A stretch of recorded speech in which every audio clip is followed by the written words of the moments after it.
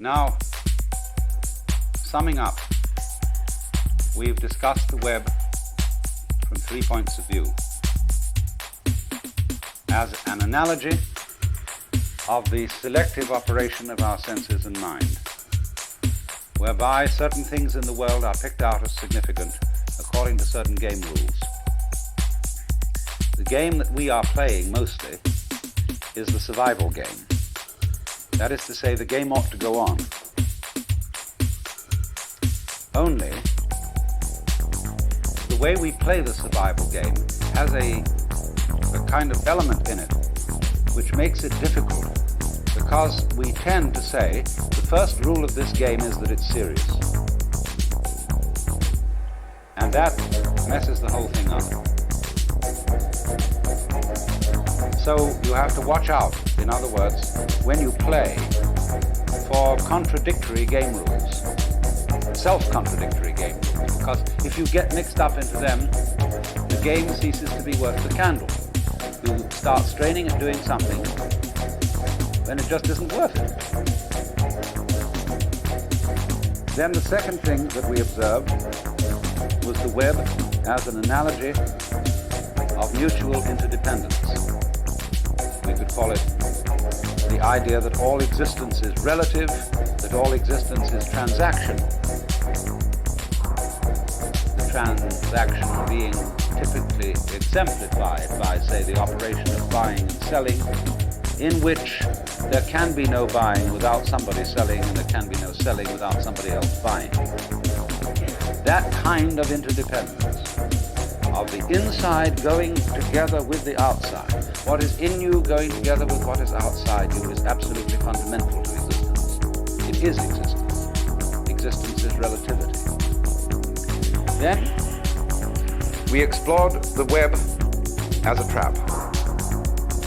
The spider's web. "Won't you come into my parlor?" said the spider to the fly. And we saw what happens if you look at all of life from the point of view that it is original selfishness and original hunger.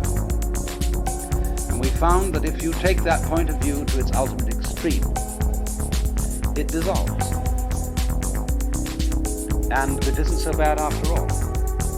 There's a famous comment that R.H. Blythe made on the passage in Macbeth, where Shakespeare says, "It is a tale told by an idiot, full of sound and fury, signifying nothing." And Blythe says, when it's put that way, it doesn't seem so bad after all. I remember that I had a Zen master friend who wrote a letter to a friend of mine, which was passed on to me, saying that the greatest writers, this friend of mine was aspiring to be a writer, and he was trying to write novels that would put across Buddhism to people. You know, sugar the pill. And my Zen master friend didn't approve of this at all. He said, "Don't write any story to people. Write it to the great sky." Because all the real masters of literature, especially novelists and storytellers, are great masters of nonsense. Think of Lewis Carroll. You can use Lewis Carroll, and he did use Alice in Wonderland, as a Zen textbook.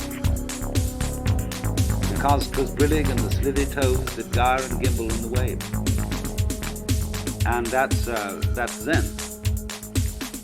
I had a discussion with a great master in Japan on the last visit there, and we were talking about the various people who are working to translate the Zen books into English.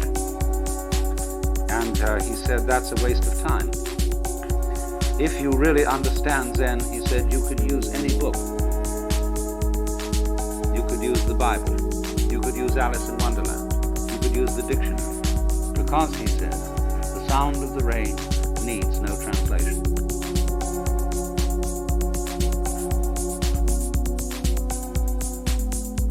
So what does the rain say? Evening rain. It is the banana leaf that speaks of it first. You see, that's the point. And all the talk in the world doesn't get it unless you listen to the talk in a new way. The sound of the rain needs no translation. So you see, there's something going on. This web may be looked at as pattern. And the world is basically patterning.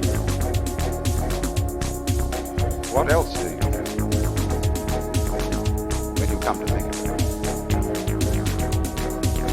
When you eat, you are turning food into the pattern of your skeleton, your muscles, and your nervous system. That's a pattern. And you see, basically, hooray for that pattern.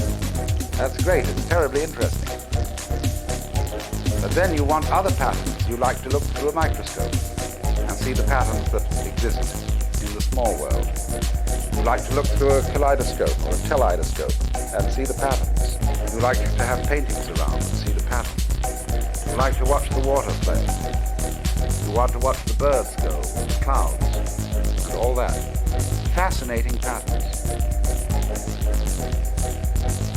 And that really does, doesn't it, seem to be the point. I mean, what do you do when you're very rich and you want, let's take some rascal of ancient times who became very rich by all sorts of skullduggery and warfare and so on. He got himself a suit of armor, beautiful sword. And he had the armorer make the most intricate patterns, arabesques of inlaid gold on the steel. Why? Because it's, as they say among the Pennsylvania Dutch, it's for nice. It's a great thing to have all that jazz. And that's what we go for.